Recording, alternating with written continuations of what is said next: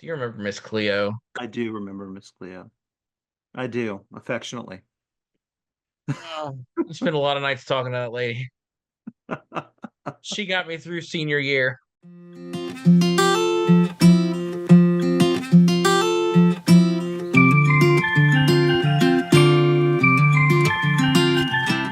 All right. Welcome back to the Show. We are two geeks who talk about everything, and probably talk about a few stuff that you didn't even need, you needed to know. I'm Aaron, and as always, I'm joined by my cousin and co-host, the one and only Landon. Good day. There might be other Landons, but there's not the original. So Always, I may not be the original. what is it? Never duplicated, always copied. Whatever it is. There have Before been we other dive Landons. in, don't forget to like, subscribe, and hit that bell icon so you can be notified whenever we drop our latest content. And, unless you enjoy the thrill of randomly stumbling upon our episodes like some kind of podcast treasure hunt, I mean, what better way is there to know that we've already got a new episode out? So, Landon, Are you ready to hop into a time machine and head back to the 90s? I am pretty sure that, I'm in the moment of having just watched what we're going to talk about. So I'm flabbergasted. I'm speechless. All right. Well, put on your flannel shirt, crank up some grunge music, and we're going to talk about some tech predictions that are freakishly accurate that happened 30 years ago. We're not talking about Miss Cleo's psychic hotline either. All right, so today we are getting into the 1993 AT&T You Will ad campaign. It's a blast from the past that'll make you wonder if AT&T had some secret time traveler on their marketing team. Seriously, That is that's clearly what it's what going to feel happened. like. And I'm actually, we're going to take a minute here, and I'm going to show you the video that you can find on YouTube. But I'm going to play it here for you and let you take a look at it so that you are ready for this discussion. Have you ever borrowed a book from thousands of miles away? Across the country?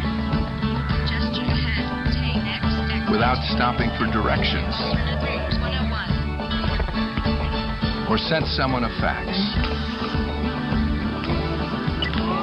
From the beach? You will. And the company that'll bring it to you, AT&T.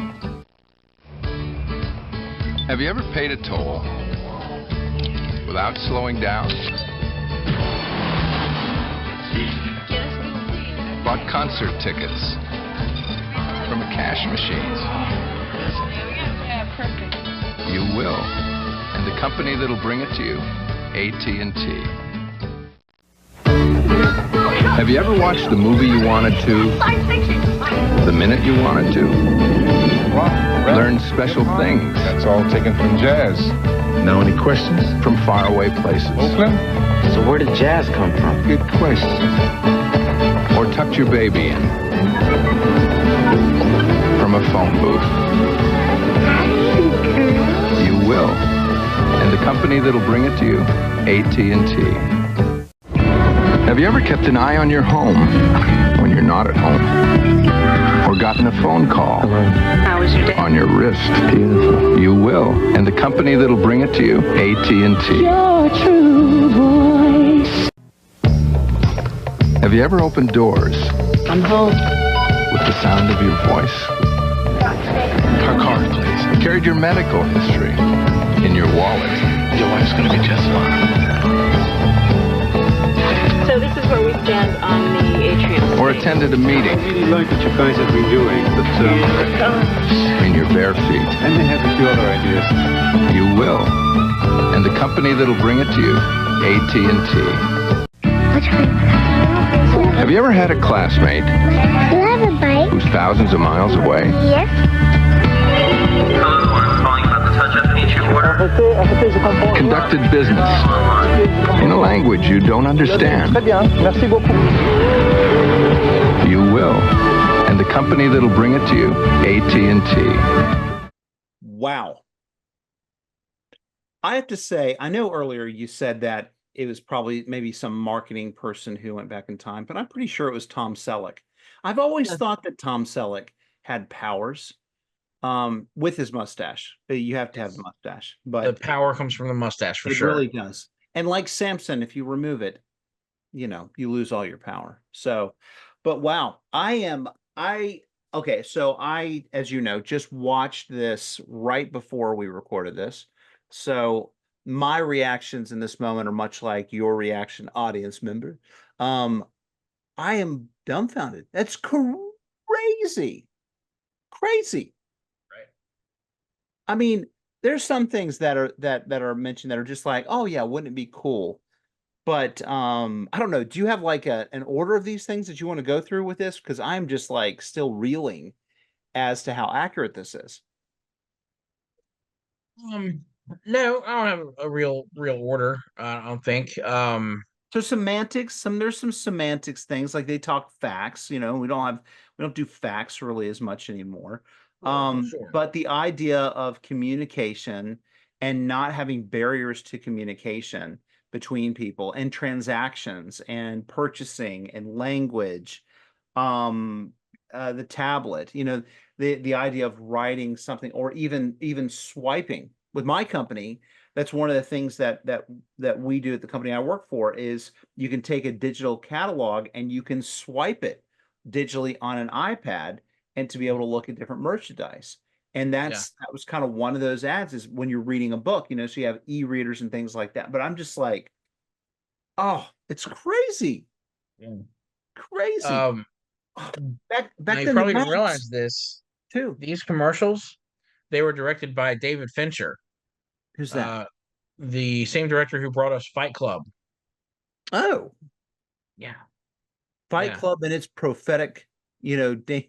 It's hopefully not prophetic. Well, we don't talk about Fight Club. I'm pretty sure he did 12 Monkeys too, so that was a glimpse of the future.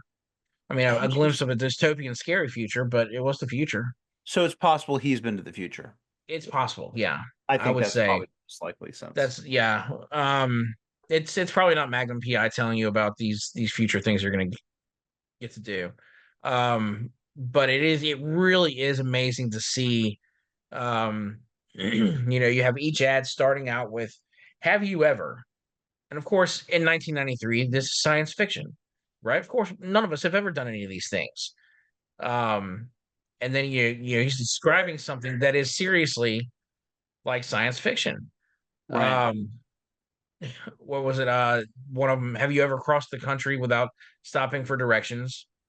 Have you ever sent a fax from the beach? Of course, no one sends faxes anymore, like you said. We don't do that, Yeah. but we do communicate Do you from remember wherever back we then are. though, with the maps, we were printing out the maps. What was that maps thing called that we used to Oh, all put? MapQuest. MapQuest.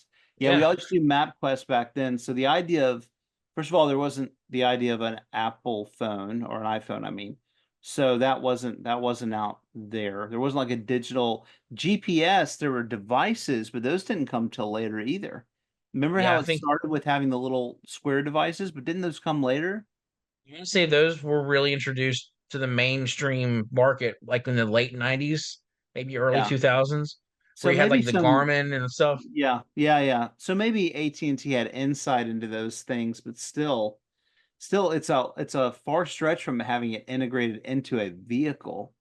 And for 3D, like the 3D rendering kind of a thing. I mean, wow, sir. Oh man. How in the world? Well, you know, it does make you wonder. So that makes me think like, what do you guys say the future is going to be like now? You know what I mean? Right, yeah. Like tell Yeah, me how what 30 can years from now looks, you know? what's what if AT&T were to revisit this ad campaign and predict, all right, so I'll bet you you they know, do. in That would be cool. 1993 they did one that predicted, okay, so then you jump to let's say 2023 and it's like, all right, well, what is 2053 going to look like? Right. Right. What? Right. Now, that number just blows my mind. 2053. Um, I obviously hope I'm still around at that point, but I'll be 73 years old. What's the world going to look like? You know? Well, right. I mean, and now that we know, plus you and I've talked about this, the ramp up curve of technological advancements, compared to like 100 years ago, like advancements were much more, I don't know, like the curve would go like this, but then you Right. start getting farther and farther into the 20th century, and it's just like, phew, you know what I mean? It Yeah. just goes straight up exponential. So I wonder if we're at a place where 30 years from now, we can't even fathom. Then again, would this "You Will" campaign have been the same, back then? Mm. Um, and the other part of it too is there are elements at that time, inconveniences, which were just normal things. They weren't inconveniences back then, but of how you communicate with a phone, your dependency, even when he says you could go to a kiosk and book your tickets, not having an idea that you can have a phone and do it now, right? That you can have Right. Yeah. now we are in a place where we understand the ability to have global community and be able to have interaction. I have to say, I think augmented reality and virtual reality are going to become normal. Um, I also think that like having the ability to have visual screens in front of you for interaction and not, I think what we have here, like doing this with computer screens like that, I think is going to be out, you know, TVs, like where you have like a unit as opposed to a wall that has the ability to, have television on it, those kind of things, right? Yeah. Yeah. That What do makes you think? sense. Now, like we're saying about, like having this kind of, where we have this meeting that we're having over Zoom right now, instead would basically be some kind of holographic projection of you, Yeah, uh, and we would basically be sitting what would appear to be in the same room having a conversation like instead the of Jedi Temple, right. Yeah, exactly. like the Exactly. Jedi Temple. I mean, I hope that it would be to the point where we're not all blue in the hologram, Right, but let's adjust the color and contrast on that a little bit. right. But you'd think you'd be able to do that in a futuristic world where you have holographic Zoom calls. Oh, But maybe I'm man, asking for too much. I don't think so. I I think what's think funny too though is crazy. that as much as AT&T predicted this in their ad campaign, and they said it was going to be AT&T that brought it to us, They it really weren't. wasn't. It It was wasn't Apple, AT&T. it was Yeah, Google, it was Amazon, companies that barely existed or didn't exist at all when these ads right, came out. I mean, right, Apple was around, yeah, but they were a piddly little computer company that was servicing computers that got sent to public schools all over the country. right, No one had Macintosh at home at that point. I mean, very right, few people did. right, right, And then, Apple really didn't explode until they brought Steve Jobs back in the 2000s right. with his innovations and the iPod and the iPhone and all of these things that came from his mind and his, well, yeah, I think we can say from his mind and his innovations that, Yeah, he had these ideas. Let's see how we can do it. Let's make this a yeah, reality. yeah, And then, of course, you also have Google and Amazon that, did not exist in 1993. And suddenly they're the ones who are bringing us these amazing leaps in technology that make it easy for us to be able to say, "Hey, Alexa, turn off the lights," and then the lights go off. Sorry, I didn't find a group or device named Light. she totally Sorry. heard you. So like one of the things that I think about too is there are things that we kind of don't live without now, like having a mobile device, and that's just normal. I mean, it's insane to me how, especially in Western civilization, you are it doesn't matter where you are in society. It's like everyone has a cell phone. It's like everyone has a communication device at all levels of no matter how much money, you have or don't have. That's just an essential component. And I had to think to myself the next 30 years, what other companies, what other things will become so normal, like that's just part of life that we can't even fathom. I never would have thought growing up that we would all have devices that we would walk around with.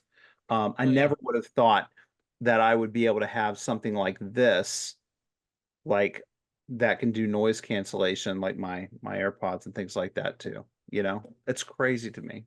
Oh no, yeah. If you had talked to me about noise cancellation headphones back in the 90s, I would have thought, oh, you mean like headphones that cover your Yeah, ears yeah, completely yeah, and yeah. like put you in a like a dark space? No, I mean, yeah, little earbuds. Right, It's amazing. Like right, I've got a pair that have three settings of noise cancellation, yeah, and of course one is off, one is medium, and one is high.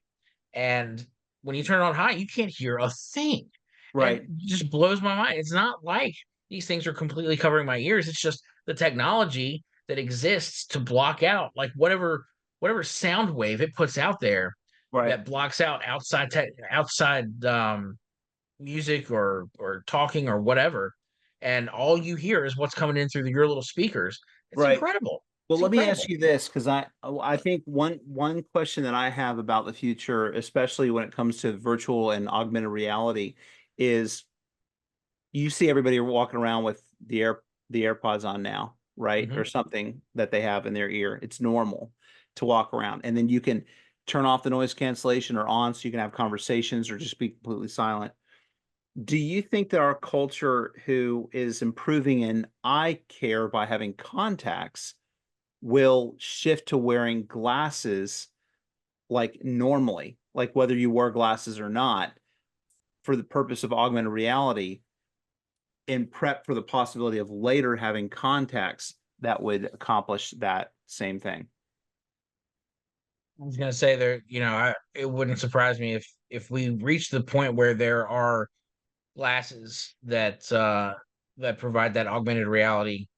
That's not gonna stop there. They're eventually gonna reach contact lenses. But Right. yeah, Right. I could see that. I could see that being a reality where people would stop doing contacts because if we were to reach a point where say like I would say it's inconceivable at this point to think wearing glasses like the Google Glass, right? It failed. Right. But Right. that doesn't mean that someone's not going to come along at some point and innovate it and make it to a point where it's worth having Right. and it works the way that we think it should work. Well, right. Um Especially if they're so just like normal glasses, like they're right, like your glasses you're wearing, or these little things where everything is really so small that it's embedded in the lens, you right. know? If it's And easy so, to use and wear, then maybe, right? if we reach a point where those types of glasses are as essential to life as having a handheld device, then yeah, people are going to give up contact lenses to wear, their prescription glasses with the technology inside to be able to check their email as they're walking down the street. Yeah. And then of course, yeah, the technology would continue to evolve and you would get to that point where it's in your contact lenses and they are powered by the heat radiating from your body. Right. Well, I think like you and I doing the podcast here, like that would be something where, again, so you can have it where you have augmented reality in front of you, but you also have to be able to have an image captured of you, right? And so are we going to move more and more to a society of cameras everywhere? You know what I mean? Or where We're already there, yeah, I know. but That's true, but I just mean even more so like where I mean, I saw this video where it took different celebrities as if they were in different scenes, and they were all artificial, and you couldn't tell. You couldn't tell. It was completely made up, that they were there because it was their likeness and representation. So my question to you is it more that we'll have more cameras everywhere, or is it more that our likeness we could upload so that then the representation of us is what we would be rather than it being a true depiction of us. That's what it's going to be, is what I see. So like, say we reach that point where the augmented reality is in our glasses and we're on a Zoom call, right?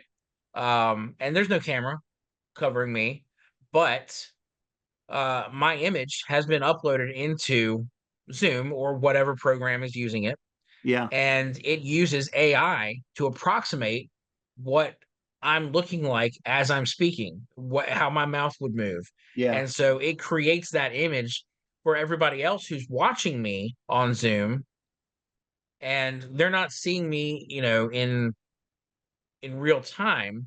They're Right. seeing the artificial intelligence version of me, um, as it would be depicted from the picture that it has, that Yeah. I've uploaded from.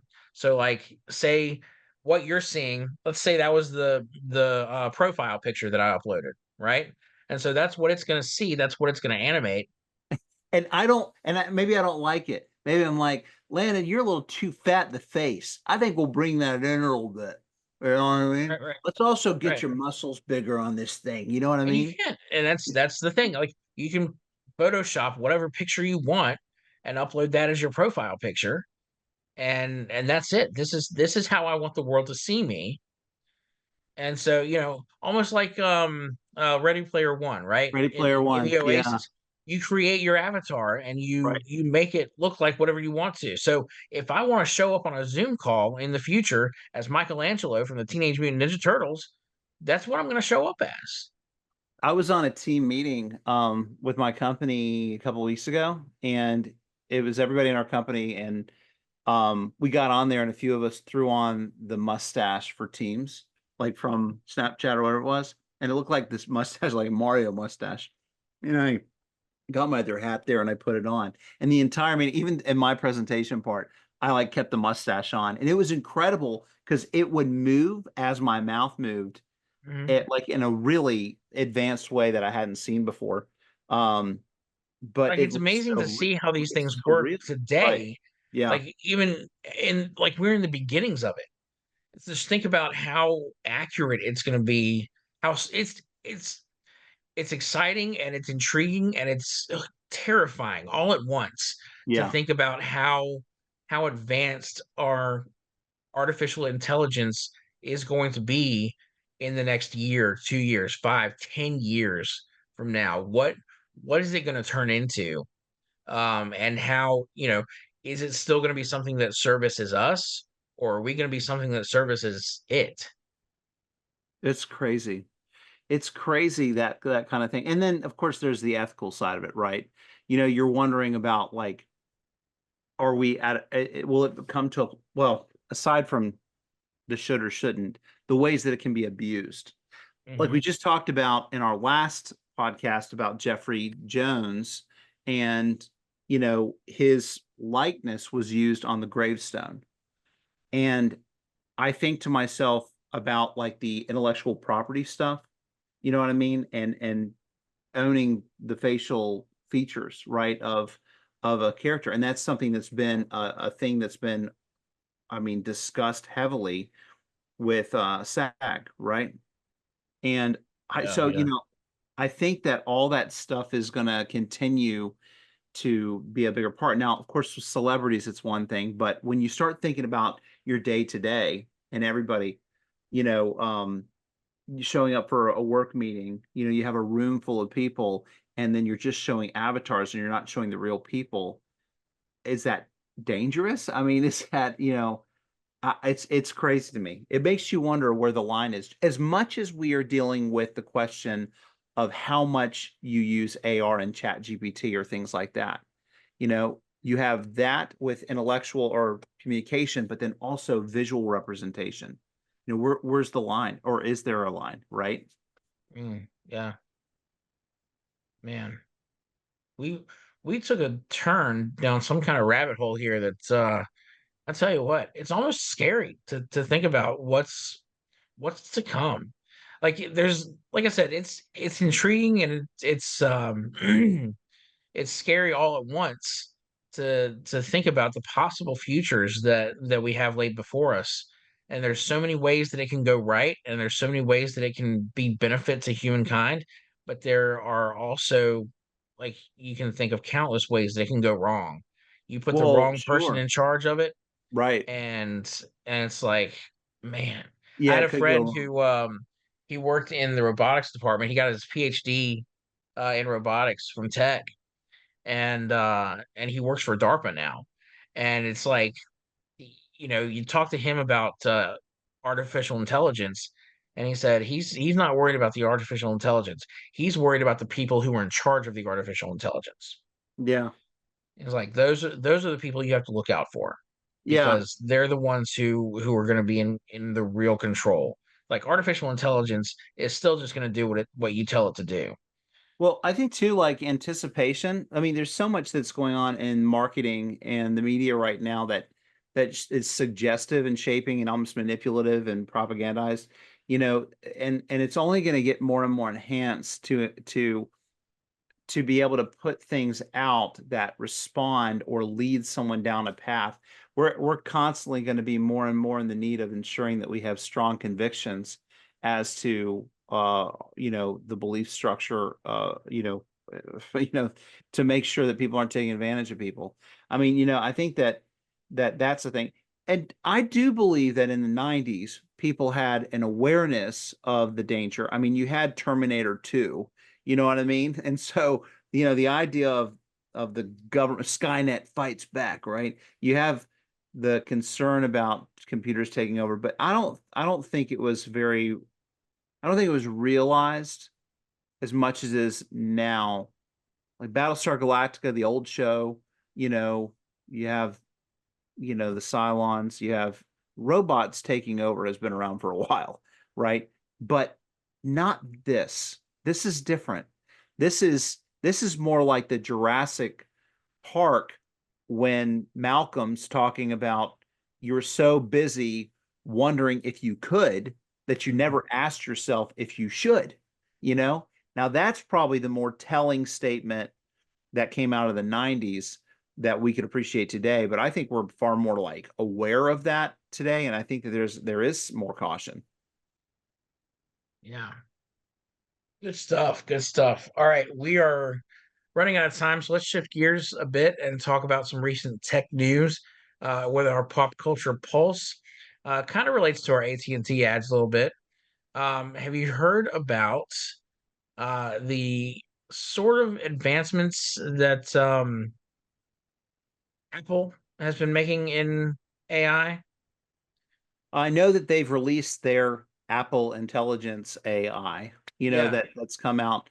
And I did attend a conference about AI that included mention of it, but it's not what I have seen has been far more related to AI's influence on fashion and being able to do 3D models of unseen things. What about you? I just read somewhere recently that they were when the iPhone 16 comes out, that they are including Apple Intelligence they're Oh, going right. to seriously uh integrate that into the iPhone Yeah, once the 16 comes out.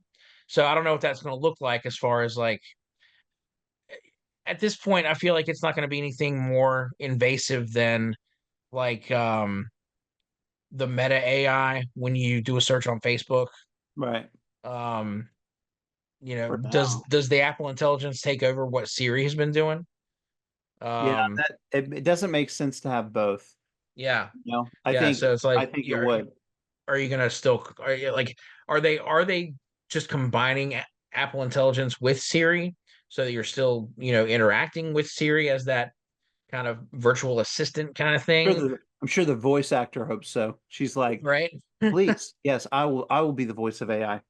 Um, yeah, I wonder about that. I would certainly hope that the Apple Intelligence would figure out why if the phone starts messing up. Like Yeah. my wife and I have the iPhone 13, and it is insane to me how awful it works at this point. And I'm sure people are like, well, you should have the Apple 15 or whatever. But it's like, man, these things are like expensive, right? You Well, know? that's the point. They build them to last for so long, and then 2 years from now it's going to be obsolete. So you're forced to buy the new phone. Right, right, right. Oh man, it's crazy. But yeah, that's going to be something else. I did want to say, since we're talking tech, just I do have something called, well, I was always calling them Viture, but they're called, I think, Viture, which Viture, and they're glasses that look like sunglasses, and I can watch movies or play my PlayStation or play my Nintendo Switch on it.